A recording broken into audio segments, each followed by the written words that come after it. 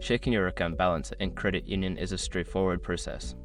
Follow these steps to easily access your account information. Step 1. Visit the nCredit Union website. Go to the official nCredit Union website using your preferred web browser. Make sure you are on the correct site to ensure your security. Step 2. Log into online banking. Click on the login button located at the top right corner of the homepage. Enter your username and password to access your online banking account. Step 3.